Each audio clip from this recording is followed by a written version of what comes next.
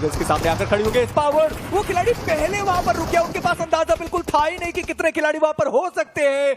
एक बड़ी गलती हुई तो सही, पर बैकअप में खिलाड़ी है और मोगो उनका भी एक आखिरी ही खिलाड़ी तो बचा है। जी हाँ हर्ष, उनकी तरफ से वो ग्रेनेड जाता हुआ नजर आया। मोगो के डेस्ट्रो, उनकी भी एचपी बहुत ज्यादा कम हमें देखने को मिल रही है। देखना ये कि क्या वो यहाँ पे सरवाइव कर पाएंगे, और अभी भी जोन कैच उनके पास है नहीं, और ऐसे में एक और टीम है जो व्हीकल लेकर के यहाँ से गुजरती नजर आएगी। दिक्कतें बढ़ जरूर सकती है। मात्र एक फिनिश जो गुजरात टाइगर्स के खाते में अभी तक आया है। वही दूसरी तरफ 4M वो टीम रेकनिंग की मुश्किलें बढ़ा रहे हैं, बट डेस्ट्रो वो आगे बढ़ेंगे। वो जो नॉक प्लेयर था उनको फिनिश ऑफ किया गया, और अभी भी डेस्ट्रो ऐसा नहीं है कि रिवाइवल के लिए जा रहे हैं, अपने प्लेयर को उन्होंने रिवाइव दिया नहीं है। चलिए उन्होंने गन स्विच करा, डेस्ट्रो वो इंपॉर्टेंट फिनिश निकालेंगे। ट्रॉफी मैग्नेट उनके नाम के आगे लगता है, और अभी के लिए सेवियर का रोल अदा करते हुए। मुझे लगा था कि VXT की टीम यहां आ सकती है और वो थोड़े फिनिशेस निकाल पाएंगे, पर ऐसा हुआ नहीं। VXT आए, उन्होंने बहुत क्लोज से इस फाइट को होते हुए देखा और वो यहां से निकल गए। अभी भी मिनी मैप में आप देखेंगे कि गाड़ी लेकर वो खिलाड़ी आने के लिए तैयार है, पर अभी तक वो खिलाड़ी नहीं आए और रिवाइवल पॉसिबल हो पाया है आदि ग्रेनेड्स के साथ उनका एलिमिनेशन। और 4M वो भी मात्र 3 फिनिशेस इस मुकाबले से निकाल पाए, इन टोटल 3 अंक वो निकाल पाए। VXT रेडन एक ग्रेनेड के साथ, और वो ग्रेनेड कनेक्शन बनाएगा। डेल्टा PG वो डाउन किए गए। डेस्ट्रो एक बार फिर से वो बचा हुआ अकेला खिलाड़ी, पर आप ये कह सकते हैं कि उन्होंने लगभग अपना काम कर दिया, क्योंकि 5 फिनिशेस मोगो के खाते में। जी हाँ, वो जो हम एवरेज पॉइंट्स की बात करते हैं वो जरूर निकाले गए, और डेस्ट्रो का ही वो ग्रेनेड था जिन्होंने डेल्टा PG को फिनिश कर दिया। अब डेस्ट्रो बचते एकमात्र खिलाड़ी रेडन। अब उनको पता है कि वो पोजीशनिंग का है, सोमराज उनको टेक डाउन किया जाएगा, और वो जो फिनिश है वो भी सिक्योर किया जाएगा। एक और प्लेयर को डाउन करेंगे डेस्ट्रो टीम। VXT वो आखिर कर क्या रहे, एक और प्लेयर उनके सामने मौजूद। डेस्ट्रो ही डिड इट अगेन, वो एक 1v3 करके जाएंगे टीम VXT। बचे हैं, पिछली बार डेस्ट्रो अकेले काफी साबित हुए थे, बहुत सारे फ्रैग्स भी निकाले और पोजीशन पॉइंट्स भी आया था उनके पास एक, लेकिन इस बार कुछ अलग खेलना पड़ेगा। बट सरकार गेमिंग पुश करना चाहते हैं इस कंपाउंड के ऊपर। जी हाँ, उनको भी पता है कि सामने वाली टीम आउटनंबर्ड है, और ऐसे में 2 व्हीकल्स के साथ वो जरूर क्लोज इन करने की कोशिश कर सकते हैं। अब देखना ये कि मोगो के जस्टिन और डेस्ट्रो कितना तैयार हैं इस चुनौती के लिए। स्मोक्स का बढ़िया इस्तेमाल किया गया है। पिछला ही वो मुकाबला था जहां पे डेस्ट्रो बेहतरीन क्लच करके कहते हैं ग्रेनेड के साथ उन्होंने शुरुआत की, और एनोनिमस उनको टेक डाउन किया जाएगा। सिचुएशन वो इवन स्टीवन बनाने की कोशिश है, और सरकार गेमिंग उनके पास ब्रीथिंग स्पेस बहुत ज्यादा कम है। एक और ग्रेनेड जाएगा, डैश को डाउन किया गया। मोगो वो आगे बढ़ते हुए, बट जस्टिन उनके करीब। वो ग्रेनेड काफी ज्यादा स्प्लैश डैमेज देकर के गया जरूर है। अपने आप को हील करने की कोशिश डेस्ट्रो, उनको पता है कि अगर देरी करेंगे तो रिवाइवल जरूर एग्जीक्यूट हो सकते हैं। व्हीकल रनओवर के लिए वो भी तैयार। जस्टिन को अगर डैमेज नहीं पड़ता तो पहले ही चले जाते, बट डेस्ट्रो एक बहुत बड़ा रिस्क उन्होंने लिया, लेकिन ये रिस्क का रिवॉर्ड भी उनको मिला।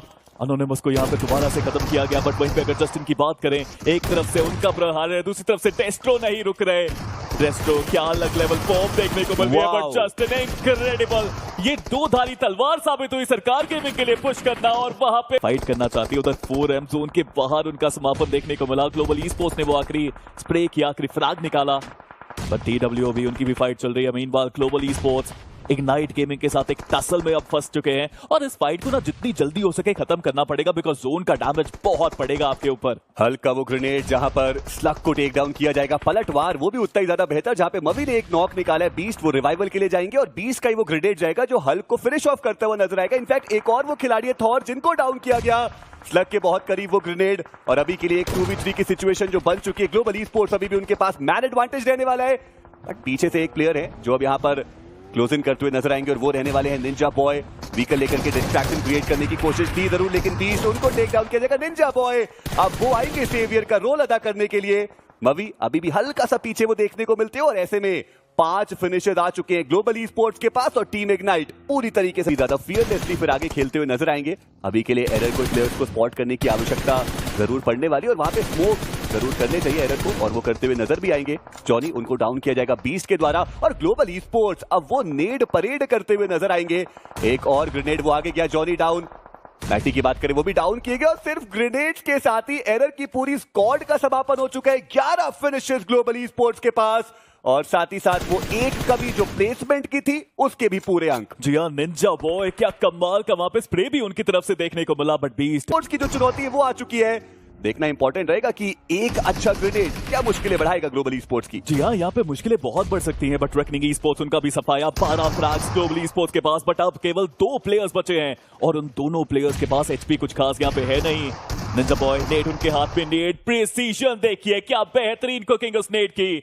सही समय पे गया, रिको को करा है डाउन, एक और अच्छा नेड, बट इस बार शिकार मिलेगा नहीं उनको। 2v3 की स्थिति हो जरूर चुकी है और साथ ही साथ वो जो रिवाइवल है वो एग्जीक्यूट करने की गलती की गई ग्लोबल ई स्पोर्ट्स के निंजा बॉय के द्वारा, और अब बीस्ट वो बचते एकमात्र खिलाड़ी, एक बढ़िया ग्रेडेड टाइगर्स की बहुत ज्यादा पसंद आई, जहां पर वो दो खिलाड़ी जो ट्रिपल वेयर हाउसेस के करीब थे, अब वो सीधा बूट कैंप के अंदर जा चुके। पर टीम 8bet उन्होंने एरर स्पोर्ट्स को आते हुए देख लिया, मैटी वो डाउन करे गए और उनका एलिमिनेशन हो चुका है। 5 फिनिशेस और जोन का आप शिफ्ट तो देखिए, K9 जिनके बारे में आप इतने देर से चर्चाएं कर रहे थे, उनके पास उतनी लूट भी नहीं थी, पर जोन का एडवांटेज अब उस टीम के पास है। हाई ग्राउंड है, कंपाउंड है और पीछे आपके कोई भी नहीं। ये मैच K9 के लिए बहुत जरूरी, जोन का एडवांटेज आपको मिल चुका है, पर ग्लोबल ई स्पोर्ट्स फिनिशेस पहले भी बहुत ज्यादा थे, इस मैच में भी शुरुआत अच्छी करी गई, पर सरकार गेमिंग मुझे नहीं लगता यहां से कुछ और खास उनके लिए बचा है। मैं तो सोच रहा हूँ कि 8बिट अगर आएंगे तो आएंगे कैसे जोन के अंदर, हालांकि उनके पास ये फिनिशेस हैं और लीजिए और भी फिनिशेस वो बटोर रहे हैं यहाँ से। सरकार गेमिंग एक एक करके उनके प्लेयर्स को भी डाउन किया जा रहा है, बट वो कवर फायर दे भी नहीं सकते थे। स्लग वो बहुत ज्यादा ओपन में आइजन, वो मिस कर गए वो सारे शॉट्स, और उस खिलाड़ी ने वो मोलोटोव अंदर डाल भी दिया। चलिए ठीक है, वो मोलोटोव अंदर आए नहीं, पर माइटी इसी के साथ उनका एलिमिनेशन 9वें पायदान पर नॉट टोटल अंकों के साथ टीम 8bet उनका भी एलिमिनेशन हुआ, यानी वो एक प्लेसमेंट पॉइंट भी अपनी टीम के लिए लेकर गए। पर गुजरात टाइगर्स उन्होंने वो 6 फिनिशेस निकाले 2 खिलाड़ियों के साथ, अभी भी वो दोनों के दोनों जोन के अंदर, पर ग्लोबल ई स्पोर्ट्स उनको आज के दिन पे रोक पाना संभव। और मवी जिस तरीके से वो आपको नॉक्स निकालते हुए दिखाई दे रहे हैं, 7 फिनिशेस उनके पास हो चुके हैं। निंजा बॉय एक और ग्रेनेड के साथ, और स्केलेटन वहां पर डाउन करे गए।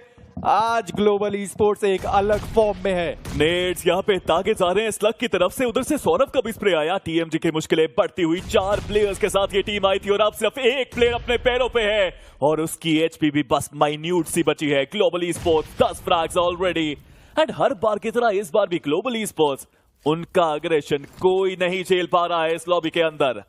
10 टोटल फिनिशेस निकाले गए, पर K9 के साथ क्या हुआ, वो तो बहुत देर तक ऊपर रह गए, और अब आखिरी खिलाड़ी बिलीव बचे हुए थे, वो भी प्ले जोन का शिकार हुए। एकमात्र अंक वो भी प्लेसमेंट का वो टीम ले जा पाई। इससे ज्यादा बढ़िया मौका तो आपको नहीं मिलने वाला, पर ब्लाइंड। चलिए फाइनली उनकी भी वापसी हुई है। गुजरात